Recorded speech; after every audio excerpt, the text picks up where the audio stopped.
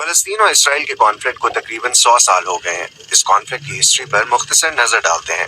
पहली आलमी जंग से पहले फलस्तीन के इलाके पर सल्तनत उस्मानिया या ऑटोमन एम्पायर का कंट्रोल था। उस वक्त यहाँ मुसलमान अक्सरियत में थे और क्रिश्चियंस और जूज माइनॉरिटी में। पहली जंग अजीम के बाद सल्तनत उस्मानिया या ऑटोमन एम्पायर कोलैप्स कर गई और इस खत्ते का कंट्रोल फ्रांस और बरतानिया के पास चला गया और उन्होंने आपस में इस खत्ते को तकसीम कर लिया। फलस्तीन बरतानिया के जेरे कंट्रोल आया।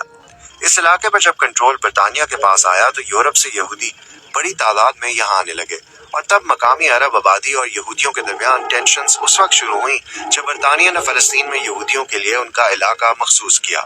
इसी दौरान यूरोप में यहूदी ज़ायनिस्ट मूवमेंट या सहयोनी तहरीक भी जोर पकड़ रही थी। ज़ायनिस्ट मूवमेंट का आइडिया ये है कि ज्यूज की अपनी एक अलग रियासत होनी चाहिए, यानी यहूदियत सिर्फ मजहब ही नहीं बल्कि कौम है जिसकी अपनी स्टेट होनी चाहिए। आम अल्फाज में ये कॉन्फ्लिक्ट दो ग्रुप्स के दरमियान है जो एक लैंड यानी फलस्तीन को अपना क्लेम कर रहे हैं। ज्यूज का कहना है कि ये उनका आबाई इलाका है, जबकि मकामी अरब भी इस इलाके को अपना क्लेम करते हैं और यहूदियों के इस दावे को मुस्तरद करते हैं। 1920s और 1940s के दरमियान फलस्तीन में यहूदियों की आबादी बढ़ने लगी। यूरोप से कई यहूदी अपनी जान बचाकर इस इलाके की तरफ आते रहे। खास तौर पर दूसरी आलमी जंग के दौरान होने वाले हॉलोकॉस्ट से जान बचाकर यहूदी बड़ी तादाद में फलस्तीन पहुंचे, जिसे इस वक्त भी बरतानिया कंट्रोल कर रहा था। यहूदियों की बढ़ती हुई आबादी के साथ बरतानिया की हुकूमत और मकामी अरबों के दरमियान तशद्दुद बढ़ना शुरू हो गया। ज़ायनिस्ट ऑर्गेनाइजेशंस ने मिलिट्री ग्रुप्स बना लिए जिन्होंने दूसरी जंग अजीम के बाद मकामी अरबों से लड़ाई और बरतानवी कंट्रोल के खिलाफ रेजिस्टेंस बढ़ाकर अलग रियासत के लिए दबाव बढ़ाना शुरू किया। इसके बाद 1947 में जब मकामी अरबों और यहूदियों के दरमियान वायलेंस बढ़ने लगा तो अक़वाम मुत्तहिदा ने वोटिंग के जरिए फैसला किया कि फलस्तीन को दो टुकड़ों में तकसीम किया जाए, जिनमें एक यहूदी रियासत हो यानी इसराइल और एक अरब रियासत यानी फलस्तीन, जबकि जेरूसलम यानी बैतुल मुक़द्दस एक बैनुल अक़वामी शहर होगा।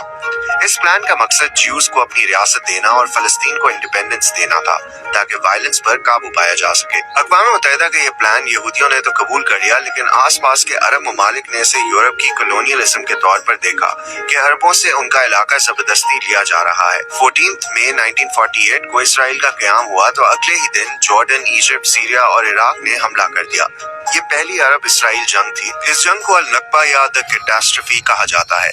इस जंग के बायस 7.5 लाख फलस्तीनियों को जान बचाने के लिए हमसाया ममालिक में फरार होना पड़ा या उन्हें इसराइली फौजियों ने बेदखल कर दिया। ये जंग इसराइल ने जीती और हमसाया ममालिक को हराकर उनके कंट्रोल में वो इलाका भी आ गया जो यूएन के बताए गए इलाके से ज्यादा था। इसराइल को अब तकरीबन तमाम फलस्तीन पर कंट्रोल हासिल हो गया सिवाय गजा और वेस्ट बैंक के। गजा इजिप्ट के कंट्रोल में था और वेस्ट बैंक जॉर्डन के कंट्रोल में। ये शुरुआत थी कई दहाइयों पर बेस्ड इसराइल और अरब कॉन्फ्लिक्ट की। इस दौरान अरब ममालिक से कई यहूदी इसराइल आ गए। 1967 में इसराइल और अरब ममालिक में एक और जंग का आगाज हुआ, जिसके नतीजे में इसराइल के पास सीरिया से गोलान हाइट्स, जॉर्डन से वेस्ट बैंक और इजिप्ट से गजा और सिनाई का कंट्रोल आ गया। फलस्तीन की टेरिटरी पर इसराइल को जब कंट्रोल मिला तो वो साथ ही वहां बसने वाले फलस्तीनियों पर भी हुकूमत करने लगा, जिनसे वो कई दहाइयों से लड़ रहा था। 1973 में इजिप्ट और सीरिया ने इसराइल पर अपने इलाके छुड़ाने के लिए हमला किया, जिसे यौम किपुर जंग कहा जाता है। 6 साल बाद इसराइल और इजिप्ट ने अमन का मुआहदा कर लिया और सिनाई इजिप्ट को वापस लौटा दिया गया। जॉर्डन ने भी कुछ अरसे बाद इसराइल को तस्लीम कर लिया। इन इलाकों में, जिनमें गजा और वेस्ट बैंक शामिल हैं, बहुत से फलस्तीनी और उनकी कई नस्लें रहती हैं।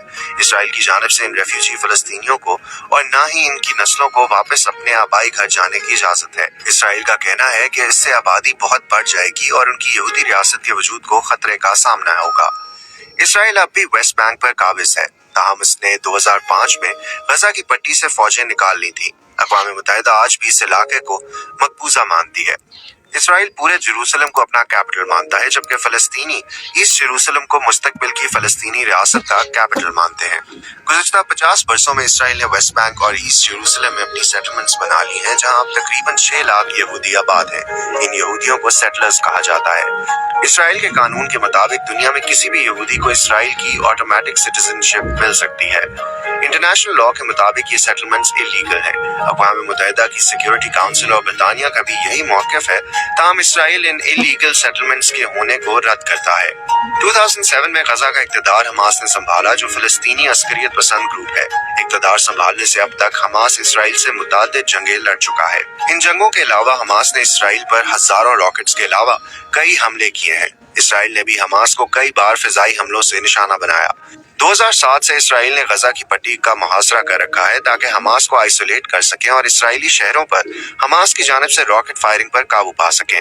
गजा में मुकीम फलस्तीनियों का कहना है कि इसराइल की जानिब से लगाई गई पाबंदियों और ज्यादा आबादी वाले इलाकों पर भारी फिजाई हमले इज्तमाई सजा के मुतरादिफ हैं। इसराइल के कंट्रोल करने का मतलब ये भी है कि इसराइल गजा के लोगों का पानी, खुराक और फ्यूल वगैरह भी कंट्रोल करता है।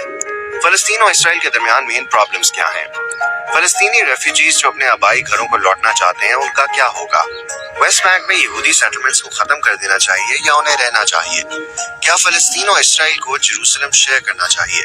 और सबसे ट्रिकी ये कि इसराइल के साथ फलस्तीन की रियासत को बनाना चाहिए। दहाइयों से चलने वाला इसराइल और फलस्तीन के कॉन्फ्लिक्ट में वक्फे बाद झड़पें और क्लैशेस होते रहते हैं।